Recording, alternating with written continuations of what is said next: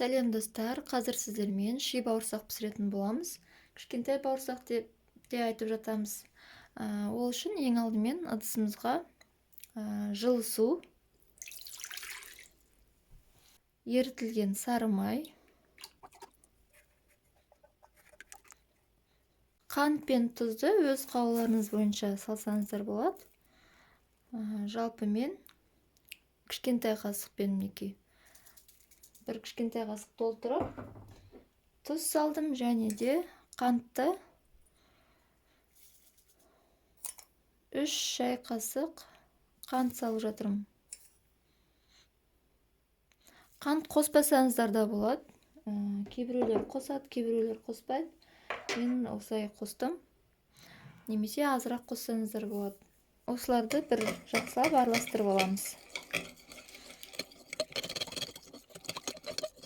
Ең соңында мінекей нан сода менде мынау шамамен жарты қасық болады.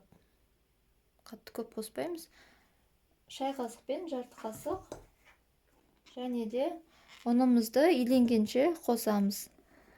Бұларды сәл қаттылау қылып илеуіміз керек.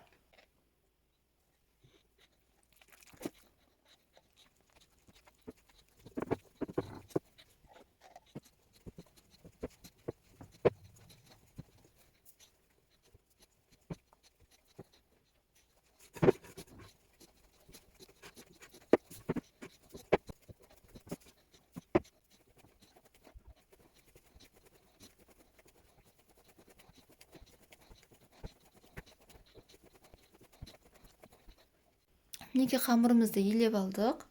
Енді шамамен жарты сағатқа бөлме температурасына қойып аламыз. Негізі ши бауырсақтың қамырын сәл қаттырақ қылып илеуіміз керек, бірақ менікі дәл қазір жұмсақ болып иленіп қалды. Сол үшін мен жарты сағатқа бөлме температурасына емес, холодильникке қойып алам, чтобы жақсы кесілу үшін.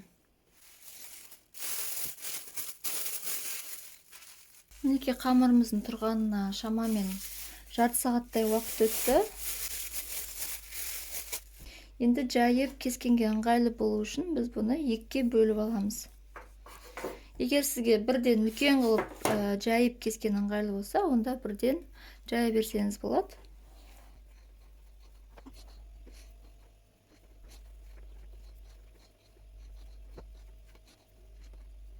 Енді осы қамырымызды тағы да бір шамамен 10 минутқа қойып аламыз. Жұмсақ болған үшін мен бірден бұны холодильникке қоям. Егер сіздікі қаттырақ қылып илеген болсаңыз, онда бөлме температурасында тұра берсе болады. Егер қаттырақ қылып илеген болсаңыз, ол жайған кезде және кескен кезде қаттырақ болып өзінің формасын жақсы ұстайды.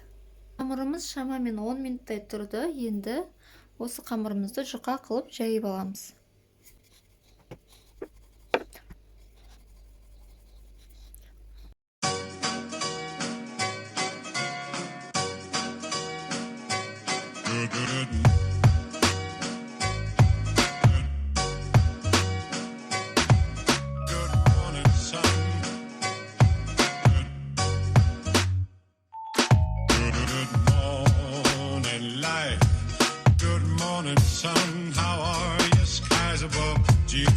Мінекей біз қамырымызды жайып болдық.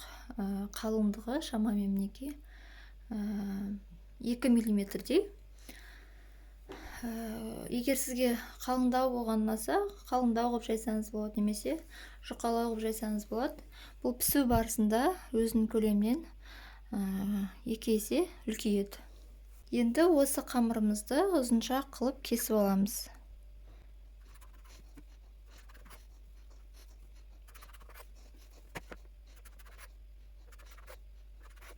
Қамырымызды кесіп алдық. Енді осылай мата жайып, астына қамырымызды қойып, біртіндеп қамырларымызды кесеміз.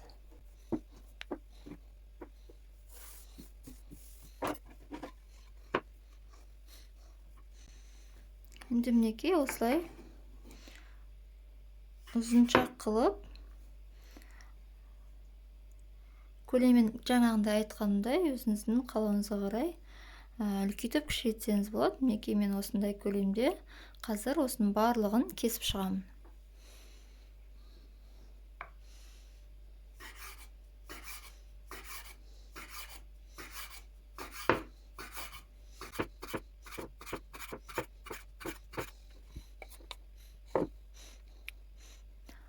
Кесілген бауырсақтарымыз бір-біріне жабысып қалмайтындай қылып араларын ашып орналастырамыз матамызға.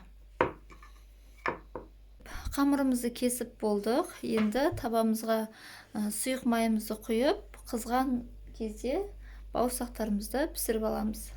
Пісірер алдын астын сәл басамыз, өйткені бірден қып-қызыл болып күйіп кетуі мүмкін.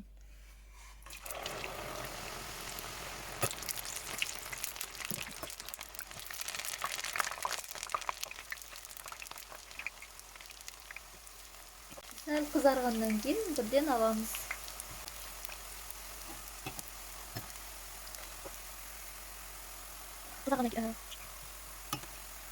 Неке естіп қызарғаннан кейін бірден аламыз.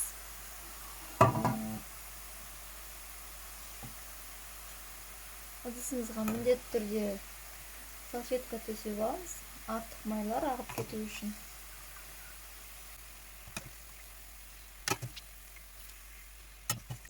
Мінекей бауырсақтарымызды пісіріп болдық. Міндетті түрде жасап көріңіздер, ас болсын.